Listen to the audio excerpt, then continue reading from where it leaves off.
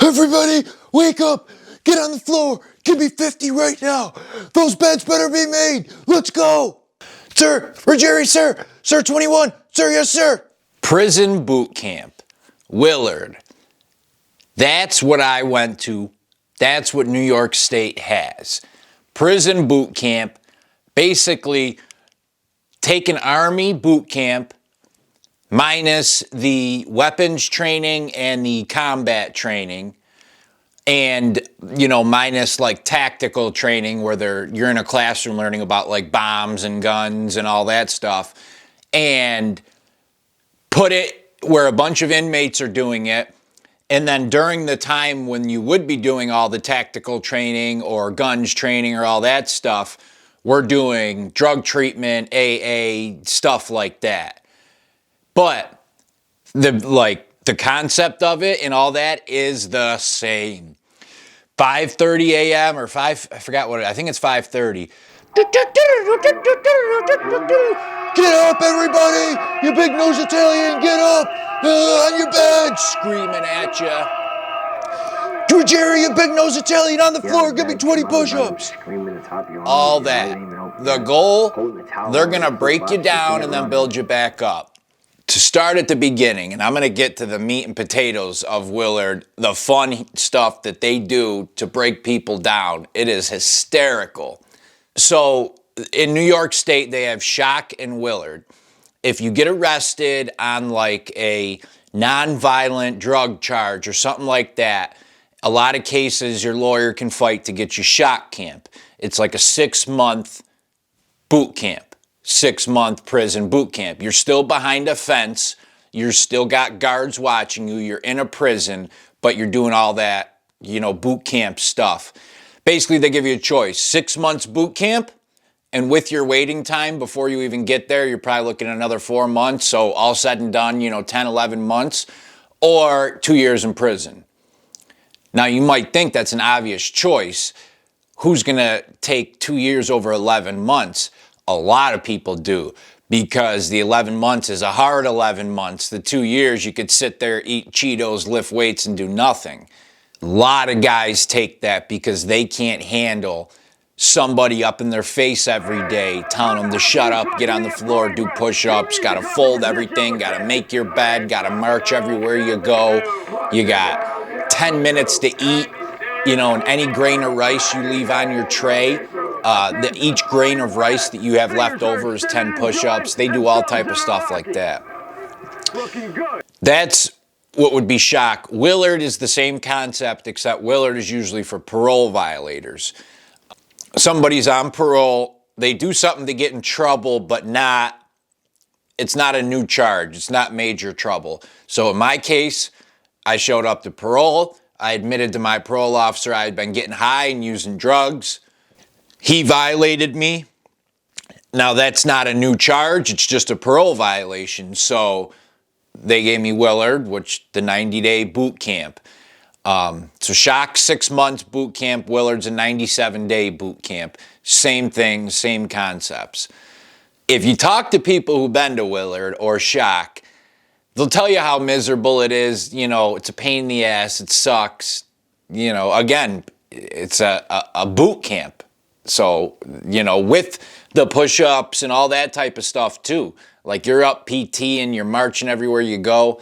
I liked for that time, I shouldn't say I needed somebody to tell me everything down to where my socks go in a drawer and how they should be folded. What I also enjoyed was watching some of the biggest, baddest gangsters on the street have some little 5'2" guard in their face, screaming at them, telling them to shut the hell up and get down on the ground and do push-ups, and seeing these guys break. Either they have to break or they say, F off, and they get kicked out of the program and they do their couple years in prison or their year, whatever they got to do. To me, it's like, it was so simple, like shut up and get through it. What do you want to do? Do you want to get home to your family in 100 days, 97 days, or 12 months?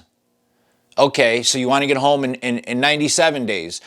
So shut up and deal with 5 seconds of somebody in your face. But there's a lot of guys that couldn't, you know, and I know they grew up in different areas and different lives than I did, so I can't totally comprehend what they went through. But, you know, some of the guys that were, quote, the biggest, baddest gangsters in there, you know, were breaking down, crying, doing push-ups, or what they would do is intentionally humiliate you to, you know, break you down, especially in those first, you know, 40 or so days.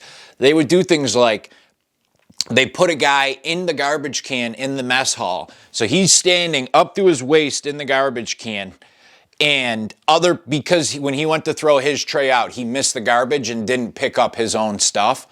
So they made him stand in the garbage can, and every time somebody else came by, another, you know, 80, 90 guys threw their food, spaghetti, everything, right in there. So by the time that lunch was over, that guy had food up to here, standing in the garbage can. He gets out, his pants, everything down is filled with spaghetti, noodles, sauce, liquid, and he had to go the rest of the day wearing that.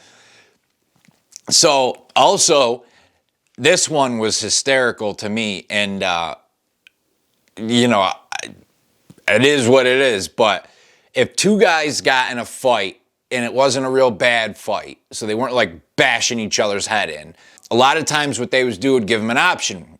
You fight and get kicked out, or they would marry them. So these two guys who just got in a fight, if they don't want to get kicked out, they have to hold hands everywhere they go. You know, sometimes for 2 days, sometimes for a week. Basically, we're going to marry you guys. And not so much anymore, but 10, 12 years ago, they'd physically marry them. They'd have a little ceremony in front of a bunch of other platoons, and that's what they call you. Your dorm is a platoon. And they would sit there and embarrass the hell out of you and make you and another guy stand there and marry you in front of 200 other inmates. And, you know, they'd even, back in the day, I'd say like 2009 and before, they'd put on a dress. They would do stuff like that. They're trying to break you down.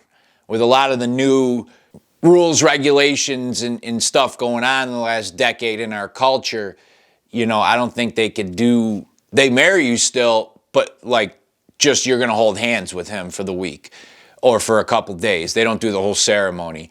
But all stuff like that. There's also a big log, you know, like literally probably that wide and probably 4 foot. And the thing weighs a solid, I don't know, 40 pounds, 50 pounds. And if you do something wrong, if you talk back, if you do this and that, they'll make you carry that log everywhere you go for 2 or 3 days.